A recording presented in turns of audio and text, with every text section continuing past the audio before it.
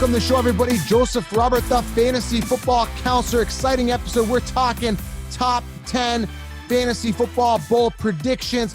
I'm excited. These are just bold predictions that we are rhyming off for you. I've got a special guest from JTSports on YouTube. He's a big YouTuber, very, very knowledgeable. I got to add, extremely knowledgeable in fantasy sports, but also mainly in reality. He knows the teams, knows the players very well. I want to introduce JTSports, and he's got 5 bold predictions. I got 5 bold predictions. I'm excited for fantasy football 2020. What's going on, JT? What's going on, fantasy football counselor, man? Thanks for having me on. Man, I gave you a big intro, and I'm excited to have you because we've talked, and you're part of Fan to Fan Network. If you guys don't know what that is, there's a link here below on YouTube. Make sure you guys follow. We are going live with production mid-August, and the site is fantofannetwork.com. He is one of the vloggers and writers on the site. He does the Around the League section. Again, when I discovered you, JT, I just saw your channel. You're popping up everywhere in the searches. I look up like Chicago Bears, and bam, there's JT.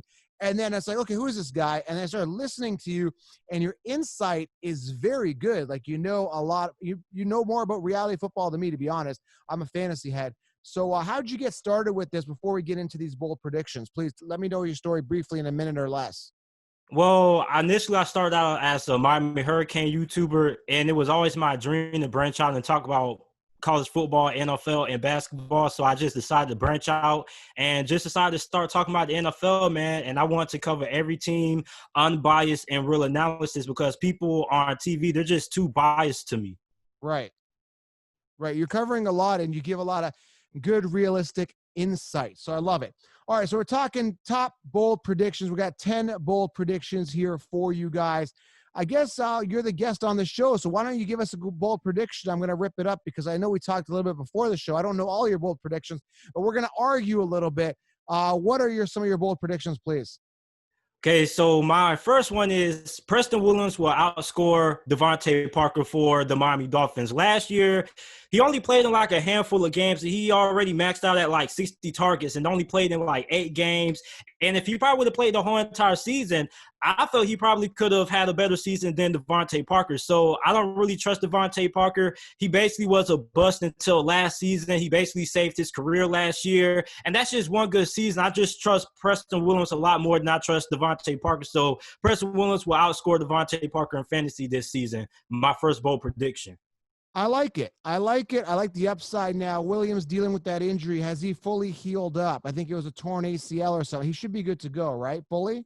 Yeah, I think he should be straight. A lot of Miami Dolphins fans, like when I make Miami Dolphins videos and I talk about the receivers on the offense, they always be like, oh, man, you're not giving Preston Williams enough credit, man. Preston Williams is a beast, man. So I see the upside. I definitely see the upside on that one. I'm not going to argue that with you. So, yeah, keep him on your radar. And when you're looking at ADP, a lot better value for Williams than Devontae Parker, who is, I think, a little overinflated, but I see the ceiling there for sure.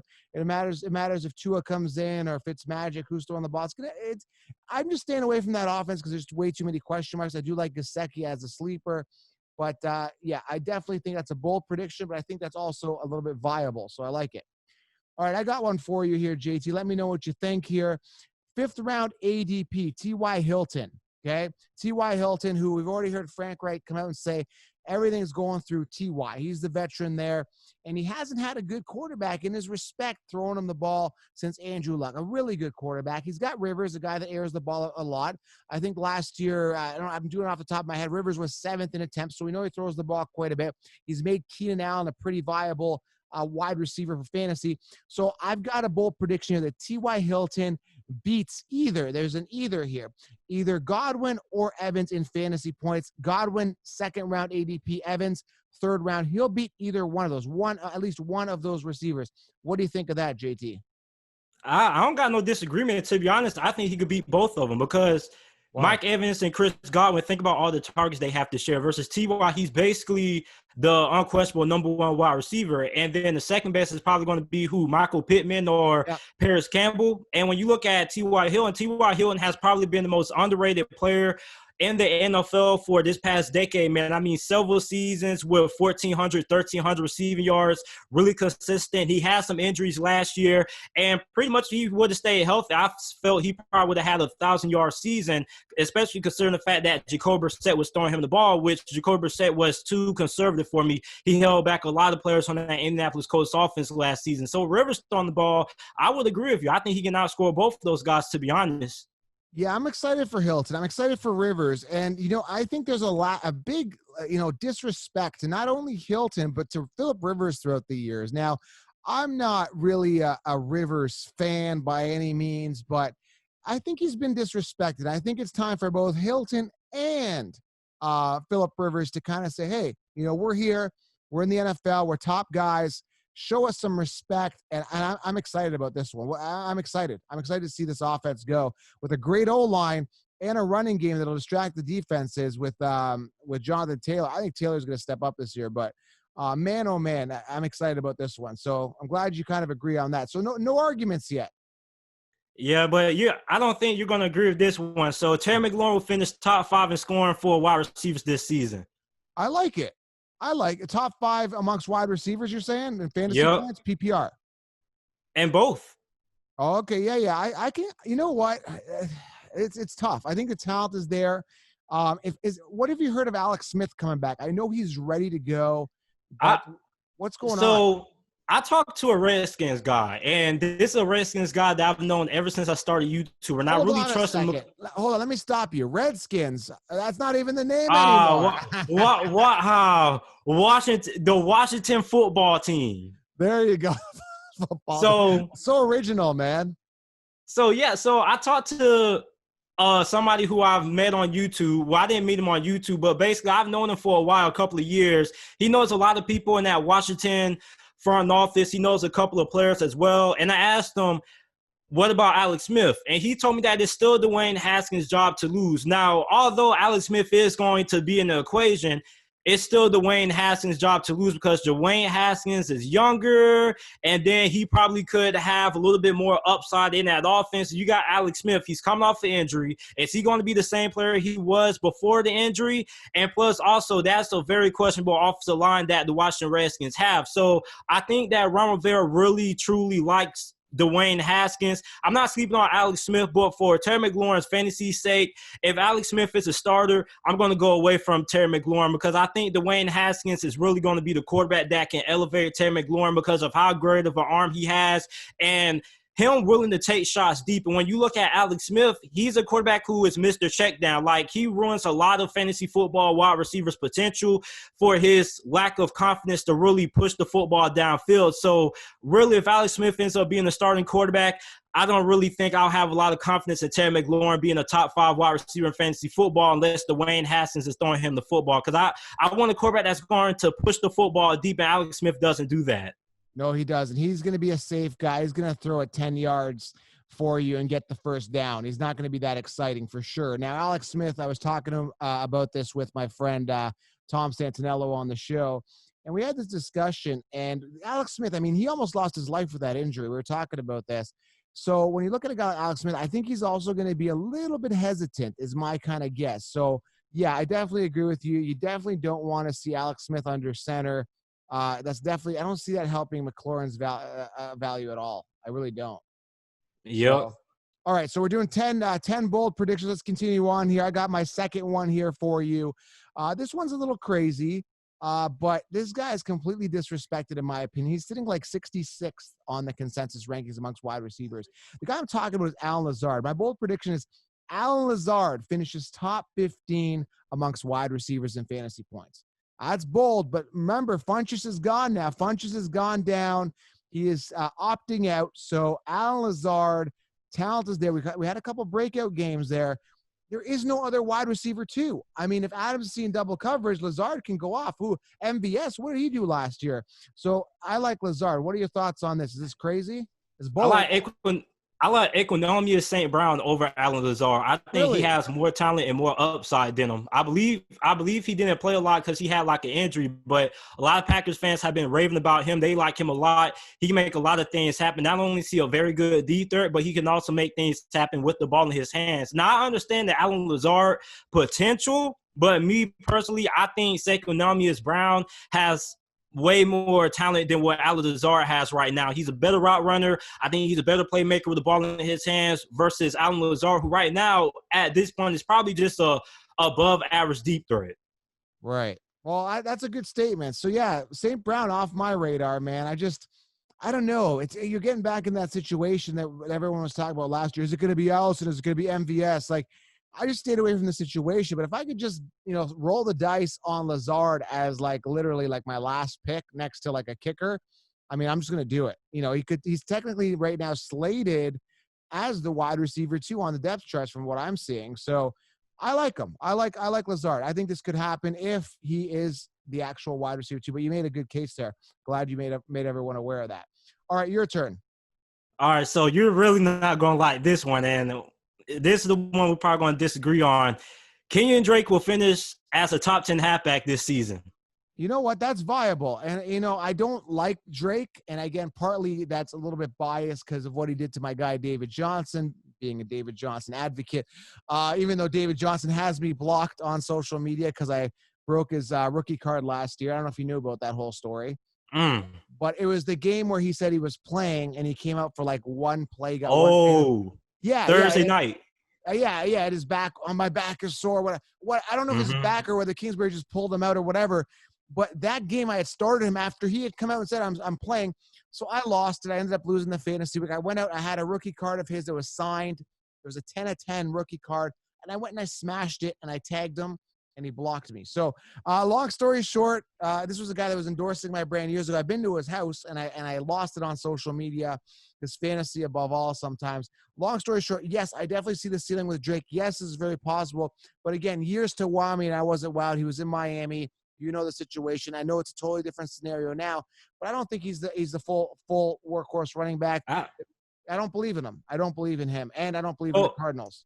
Well, here's why I believe in him. Because first, he came to Arizona. He took David Johnson's job right off the rip. Like, even when David Johnson was healthy, like, Kenyan Drake already took his job. So, I mean, if he was able to steal the job from David Johnson, I'm not really much concerned about, Benjamin. I'm not really concerned all that much again for Chase Edmonds. Like, Arizona had a top 10 rushing attack once they traded for Kenyan Drake. Now, I know Chase Edmonds had a couple of great games, but when you look at Kenyan Drake, a lot of people talk about him not doing a lot in Miami. A lot of people got to understand, like, the NFL, when it comes to being a halfback, is just not all about talent. It's about scheme fit. Like, a couple of years ago, DeMarco Murray, he left the Dallas Cowboys, joined Philadelphia with Chip Kelly, and he busted in fantasy football. He wasn't great because Chip Kelly ran a spread offense. DeMarco Murray isn't built for that kind of offense. He's more of a pro-style runner. Put him in a pro-style offense, let him run north-south. And that's why as soon as he left Philadelphia and went to Tennessee, he became a Pro Bowler because Tennessee ran that smash-mouth offense with that pro-style kind of system. And you look at Kenyan Drake down in Miami, he wasn't a good fit because he's not a pro-style runner like what Miami was trying to do. That's why when he went to Arizona, he had like over 600 rushing yards, 8 touchdowns, and he had like 50 receptions. Didn't even come close to those numbers last season for Miami. So, I mean, he did numbers for that Arizona Cardinals offense, and they're most definitely going to feature him this year. Yeah, I mean, the opportunity is there. Is he going to run with it? And the main reason I think David Johnson didn't do well is I think, Kingsbury wanted to phase him out. He wanted to have a whole new, fresh offense his way. So as you can see, they're rebuilding. He's going to phase out Larry Fitzgerald this year. He's got the young Kirk. He's got Hopkins. He's got Kyler. It's a young offense. What's that? I don't know if Larry Fitzgerald is going to be completely out the mix in that offense because you got to think Larry Fitzgerald, like, they wanted to phase him out. They could have easily put like another wide receiver on Larry Fitzgerald's spot. Like, they love Larry Fitzgerald. Like, it's real. Like, they can't do Larry Fitzgerald how they did David Johnson because Larry Fitzgerald is loved by that community. And Cliff Kingsbury and the Arizona Cardinals front office actually wanted Larry Fitzgerald to come back. So I don't think they would want him to come back if they didn't have a part in that offense. And they use Larry Fitzgerald used to be like a great all-around wide receiver, a great deep threat, everything. But now he kind of adapted his game to fit his playing style. Now he does a lot of damage underneath because he's not the fastest guy anymore, but he still has some of the strongest hands. So, I mean, I think he'll still be a significant part in that Arizona offense. Now, from a fantasy football value, I will agree with you because I wouldn't take him fantasy football-wise. Yeah, I mean, no, very good point. And I think he's there as a mentor as well. To have him there with that type of personality and that type of experience, it's like you can't replace that with anybody. So, yeah, I mean, like when I say phase him out, like over the years, that he's just going to fizzle. I mean, he's got to go anyway. He's getting older. So, but you know a guy who is going to shine? Hakeem Butler. A lot of people are sleeping on Hakeem Butler. He didn't play last season. He had an injury. But I promise you, by midway season, he's going to overcome Christian Kirk for that number 2 wide receiver spot. Yeah, they were comparing him to Calvin Johnson, were they not? So, yeah, nothing happened last year. So, you know, it'd be exciting to see what happens there. And that's why I'm not really sold on Hopkins getting as much volume as I think people think he's going to get. So I'm staying away from Hopkins from a fantasy perspective. Just too many balls to go around, in my opinion. But we'll see. Well, with Hopkins, the thing with Hopkins is that Hopkins, I think he's still going to get like at least 150 targets. I think that's pretty reliable because they throw the ball a lot. And plus, DeAndre Hopkins is the wide receiver they've needed last season because last season, like their pass attack was all right. But one reason why it couldn't have been better than what it was because they didn't have a dominant one-on-one wide receiver who can win those jump balls, those 50-50 balls and dominate in one-on-one man coverage. Well, you go out and you get a guy, DeAndre Hopkins, who not only is one of the best red zone threats in the NFL, but when it comes to one-on-one situations and those 50-50 jump ball situations, he can win those matchups. So he's going to help Kyler Murray, and he's going to be a big part of that Arizona Cardinals offense. So I still think he should still max out at like 130, 140 targets at most. I don't see 150. I see 130 because, again, I kind of trying to do the math in my head. 109 targets last year.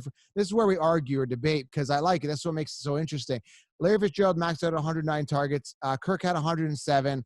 And then you got Kenyan Drake who's going to catch the ball in the backfield. They're going to line up 4 wide. And then can Kyler Murray thread the needle in double coverage? Is he that good of a quarterback to do that enough times consistently like a Big Ben did to Antonio Brown? That's another concern to me. So that's my argument against Hopkins this year. It really is. Well, I mean, Kyler Murray is probably one of the most accurate rookie quarterbacks we've ever seen enter the NFL last season. I mean, he is – when you ask anybody, what's one thing about Kyler Murray that stands out? They'll say his accuracy and his decision-making. Like, Kyler Murray's accuracy is, like, incredible for him to be that young. And, I mean, look, when you got DeAndre Hopkins, Arizona, they're going to force feed him the ball. Like, it doesn't matter about whoever else maxed out at like 100 targets. Like, DeAndre Hopkins is going to get force feed the ball. Like, you're not going to throw a ball into double coverage to Christian Kirk or Larry Fitzgerald at this point in his career, Andy Isabella, but you are going to do that for DeAndre Hopkins. And that's a big reason why he was so productive in Houston. So, I mean, I don't think – well, he might not max out at 150, but I still think he'll still end up being the most targeted wide receiver on that team because, I mean, you got DeAndre Hopkins, and you got to utilize him. Like, why trade for DeAndre Hopkins if you're not going to utilize what he's best at doing, and that's making contested catches and 50-50 balls and things like that. So, I mean, you got to use him if you trade it for him. That's what's going to make it so interesting. So let's move on here. Is it your turn or mine? I've already got 2. You've done 2, right? So – yeah, it's your turn. I just did Kenyan Drake. So Saquon Barkley to break the fantasy football record of most points of all time amongst any fantasy player of all time. So, yeah, he's going to break some serious records. Now, you can go back and look. I can go back and look right now. I mean, Priest Holmes had 445 fantasy points. I think Christian McCaffrey was one of those guys that had, like, a lot of points last year, almost a record. Now, I can't even go back far enough to look. But I'll tell you, Priest Holmes had 445 fantasy points back in 2002. I don't even know what the highest scoring fantasy point season is. Christian McCaffrey had 471 last year. I think it was like Maurice Jones-Drew or something. Either way, I don't think anyone's cracked 500 PPR fantasy points. And I think Saquon Barkley, bold prediction, is going to have the most fantasy points, whatever that is. Now, actually, LaDainian Tomlinson, that's the one I was thinking of. LT in 2006 had 481.1 fantasy points. I think that is pretty much the record as far as I can go back. I'm going back to like 2002. So Saquon Barkley has 482 PPR fantasy points. That's my prediction. Crazy, huh? Man, I gotta strongly disagree with that. Like, look, Saquon Barkley is going to be great. He's going to be good, but breaking fantasy football records, I don't really see that happening because here's why. You got a new offensive coordinator in Jason Garrett. Now, a lot of people don't remember this, but when Jason Garrett was the offensive coordinator for the Dallas Cowboys back in 07, 08, he was regarded as one of the best offensive minds in the NFL. When you look at Jason Garrett, one thing that Jason Garrett has always had, he's always had a pretty efficient passing attack. And his running games, they've been solid, but they haven't really been really like top 3 or top 5 in the NFL. Now, with Jason Garrett at the helm, I think you're going to see New York pass the ball a fairly good amount. Now, they're going to get Saquon Barkley involved in the pass game and the running game. But, I mean, when we're talking about putting an all-time fantasy football great season, I don't really see that happening because, one, I don't really know how good the New York Giants offensive line is going to be. And when you look at a halfback that's breaking records like that, like, one important thing I always look into when drafting the halfback is who is going to be the offensive line. That's why I always took Ezekiel Elliott over Saquon because he's playing behind one of the best offensive lines in the NFL. The New York Giants offensive line, although they did pick up a couple of pieces like Andrew Thomas from this past year's NFL draft, I still have a lot of concerns. And then you got Daniel Jones back there as well. So, I mean, they're going to throw – I think they're going to be pretty balanced. Like, for somebody to put up those kind of numbers, like, I think you got to be too one-dimensional. And I don't think the Giants are going to be that one-dimensional on offense when Saquon's going to get, like, 30, almost 40 carries a game, like on some Derrick Henry kind of numbers. Well, I mean, like, if I'm looking at week 16, he was playing Washington. So, I mean, what is what it is. 22 attempts, 189 yards, 8.6 yards per carry, and 2 touchdowns, 1 receiving, 1 rushing for 40 points PPR. That's week 16. He had 26 points in week 15. He finished strong. Now, they didn't have an improved O-line. You're saying they're going to air the ball out a lot. To who? Who's going to get the ball? Maybe Slayton steps up this year, this and that. But, I mean, Barkley, talent-wise and an improved O-line, you know, I'm liking the situation here. I mean, to break records, I mean, this is why we're calling it bold predictions. Probably not, but, hey, I like the ceiling here. You know, that's what I'm going to go with.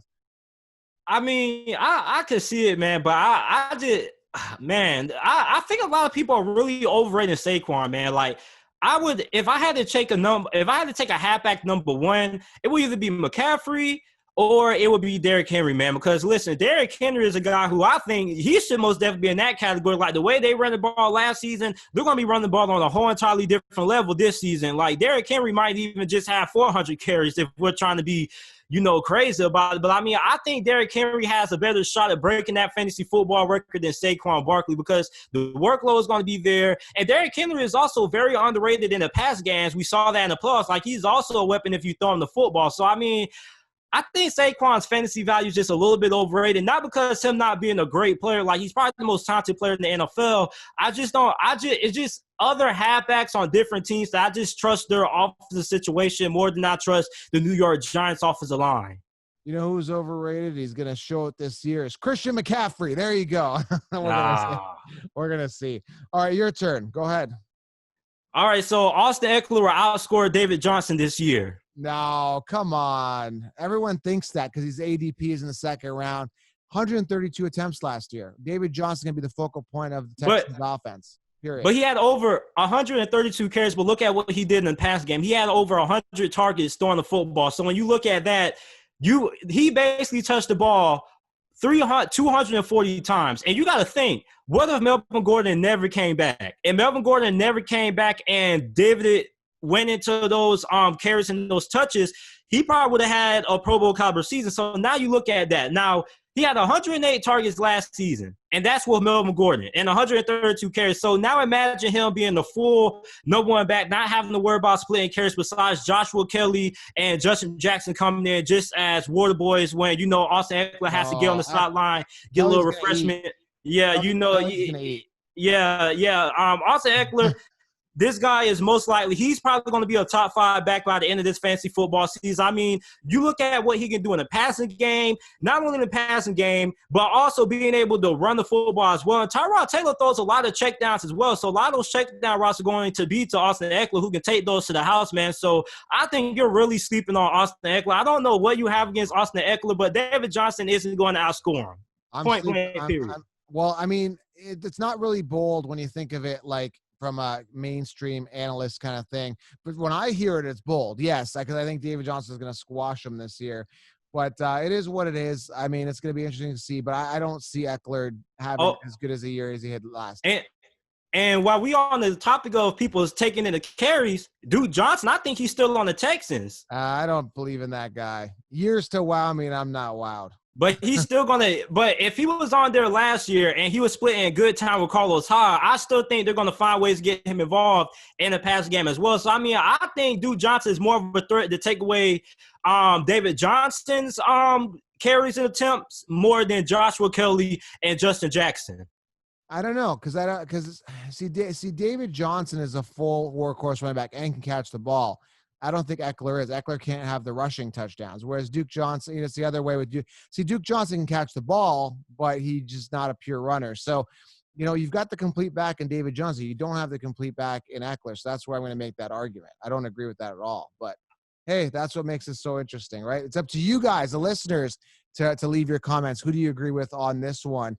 Love to hear the feedback. And of course, guys, make sure you guys get the 16-round draft solution. I forgot to plug it at the beginning at thefantasyfootballaccounts.com. It's going to help you guys crush your leagues. Also a link below, pinned comment. 16 rounds. Get it, guys. Draft kits are dead. All right, my turn here. Todd Gurley will shock the world, get back to his 2015. When was his big year? Was it 2015 or something like that when he had his monster year? So, I think 2017 was his big year, I believe, for Todd Gurley. Was it not? I think it was. I think it was either that year or 2018, and then he kind of fizzled out. It was 2017 where he had the 1,300 yards for 13 touchdowns on the ground and 6 receiving. I remember that.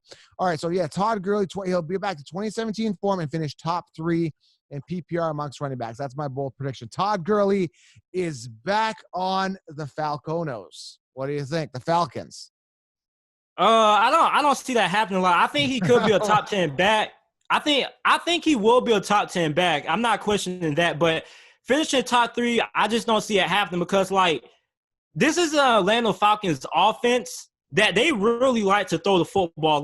If the run, here's what's going to happen. With the Atlanta Falcons, most of the time, it seems like they do a lot of game scripting with their offensive play calling. And what, game scripting is basically, you have your first 20 plays that you are automatically going to call. Then after that, then you go to your regular play calling. But when you look at Atlanta, basically what Atlanta does is if the running game isn't working after the first quarter, then they'll start airing that thing out. And you know just as well as I know, when Atlanta gets to throwing the football, they'll start throwing that thing and they won't start looking back, man. So the thing is with Todd Gurley, I think we can see a lot of inconsistency with Todd Gurley and his numbers this season, which is why I think he'll finish top 10 but not top 3 because Atlanta sometimes, they're just will completely abandon the run game and just start throwing that ball all around the Calvin Ridley and Julio Jones and Hayden Hurst, man. So I really don't trust him to be a top 3 back, but I do think he could be top 10. It's just that I think Atlanta's more pass heavy than they are committed to the run.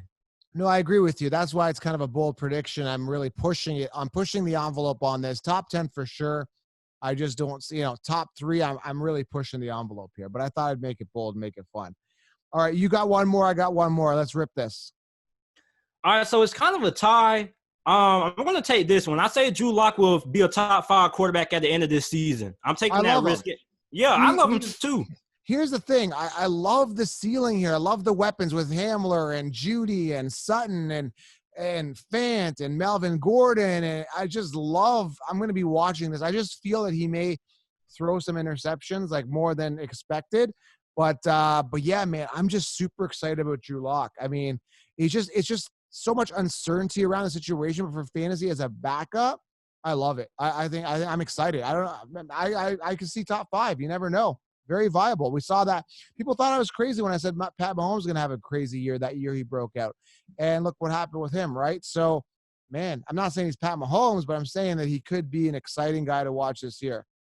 I told everybody last season that Jameis Winston was going to be a top 5 or top 10 quarterback, and he didn't disappoint. I mean, I never knew a guy who could turn the ball over that many times and still finish as high as he did. And Jameis Winston, I told you this when I first met you. Like, you thought, like, I'm pretty sure when I first told you Jameis Winston has been my fantasy football QB1 for the past 5 seasons, you like, oh, this guy doesn't know a doggone thing about fantasy football. But, I mean, I'm all about the risk, man. And when you look at Drew Lock, another thing that a lot of people aren't talking about is Pat Shurmur is going to be their offensive coordinator. Pat Shurmur was the head coach for the Giants last season when Daniel Jones surprised everybody and he was good. And a lot of people didn't feel Daniel Jones was going to be that good. And a big reason why was because of Pat Shurmur. Now, with Pat Shurmur being the offensive coordinator in Denver, he chose Denver simply for Drew Lock. And Drew Lock, man, like, he went 4-1 last year as a starter. His only loss was to the Kansas City Chiefs, which they got blown out. But if Drew Lock starts his whole entire season, not only could he be a top 5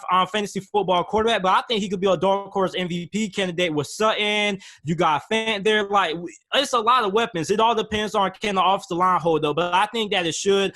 Drew Lock, I think he could be a top 5 quarterback in fantasy. I agree. I like this one. All right, so here's the last one here. We'll wrap this up. And again, guys, make sure you guys get that 16-round draft solution. Smash thumbs up and let me know below, who do you agree with on some of these points? Really curious to hear your feedback on this. All right, so next one here is Aaron Jones. Aaron Jones, Packers Aaron Jones. Let me remind you who Aaron Jones is. I met him. Super nice guy. I like him. I think he called me sir. He's super respectful. I like him. So nothing personal to Aaron Jones at all in any way, shape, or form. A guy that finished second in PPR last year amongst running backs, 314 points, 16 touchdowns on the ground, over 1,000 yards rushing on the ground, 3 touchdowns receiving. Great season. I see him finishing, yes, bold prediction, outside the top 20. I know it's crazy. A.J. Dillon's there. I think they're going to phase out Aaron Jones. I think Dillon's the future of that team. He's a monster. He's 245, 50 pounds. He runs, a 4.5. You've watched Dillon. Before you make a comment on this bold prediction, because I think you're going to disagree with it, obviously. You probably don't see Aaron Jones finishing outside the top 20 in PPR fantasy points. But what are your thoughts on A.J. Dillon? How good is he, honestly? Man, A.J. Dillon reminds me a lot of – this dude is a wrecking ball. He reminds me of the second coming of Marshawn Lynch. Yeah. Dude is, like, I've been watching him in Boston College for a while now, for, like, going on 2 seasons. Like, I didn't watch him a lot this past season because Boston College wasn't all that great. But when Boston College was in their prime in 2018, that dude was a freaking tank, man. So, yeah, I think A.J. Dillon could probably be the next Marshawn Lynch. Like, he just runs very violent and very physically.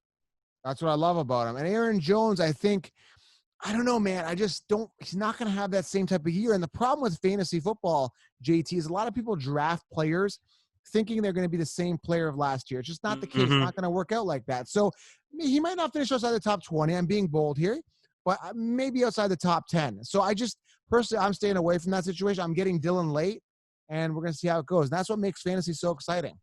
To be honest, when you first told me this before the video began, like, I thought you was crazy. But now that I think about it, I will agree with you on this one. Like, now, will he finish outside the top 20? Probably not, but I had this same complaint with Aaron Jones last season. Like, a lot of his touchdowns, in my opinion, came inside they were like breakaway touchdowns. And, like, I don't know, like, I forgot what was my complaint about Aaron Jones, man. I just feel like a lot of his touchdowns last season came in too close. Like, he didn't really have a lot of breakaway touchdowns and things like that, like those 50, 60-yard explosive touchdowns like you would see out of a Chris McCaffrey or Saquon Barkley. So when you look at a halfback who scored a lot of his touchdowns inside the red zone, like you said, a guy like A.J. Dillon could come in there and he could kind of take away some of those red zone carries and red zone attempts from a guy like Aaron Jones. And that was my biggest – that's another thing. I remember because I had Aaron Jones on my team last year. That was something that really concerned me. Like,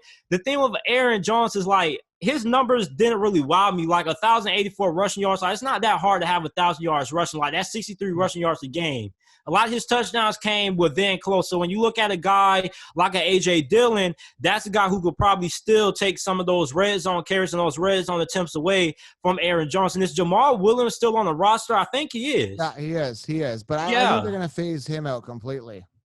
The thing with Matt LaFleur is that I wouldn't be surprised if Aaron Jones is going to be the RB1. He's still probably going to be the RB1, but Matt LaFleur is a guy who likes to rotate in first halfbacks. He's a guy who likes to have some kind of a rotation there. So I could probably see Aaron Jones losing a good amount of his carries. I don't think he could probably be a guy who could probably be another Mark Ingram. He probably might be a guy who probably goes from 236 to probably 130 carries. Jamal Williams will probably get a significant amount, and A.J. Dillon, as we get to later stretch of the season, he'll probably get a significant amount as well. So we really could see Aaron Jones take a dip in carries and touchdowns as well. Exactly, and that's why it's a bold prediction, but I think it's somewhat viable. And I'm just not buying the hype on Aaron Jones this year. There's just no way around it at all. I'm just not going to do it. Not going to do it. Not going to buy into it. Yeah, I agree with you. Like, now that I think about it, like, yeah, that's my common complaint on Aaron Jones. I feel like too many of his touchdowns just came within close. I know a lot of people going to be like, well, that's what you're supposed to do. You're supposed to run the ball in the red zone. But when you look at it from a fantasy standpoint going into this season, like, Aaron Jones could have a lot of those red zone attempts taken away from him. The only reason he got a lot last season was because Jamal Williams was more finesse than he is power. Well, now you got a true power back in A.J. Dillon, so him and could be splitting those red zone touchdowns this year. So Aaron Jones could easily go from 16 touchdowns to 8 touchdowns this season. Easily. So, JT, how do they find you, man? Thank you for being on today. Let's wrap this up. Guys, get the 16-round draft solution. Follow JT Sports. How do they find you, please? All you got to do is type in JT Sports on YouTube. I upload NFL videos, college football videos. I'm about to start uploading some NBA content when that comes around tomorrow. So really excited. Thank you for having me on, Fantasy Football Counselor. Don't be the sheep, man. Be a lion. Lion mentality. Thank you, guys. Hope you guys enjoyed the 10 bold predictions here for you for Fantasy Football 2020. Subscribe, leave a thumbs up, of course, and get that 60-round draft solution. Cannot plug that enough. And remember, guys, lion mentality. Thanks, JT, for being here, and we're out. Appreciate you.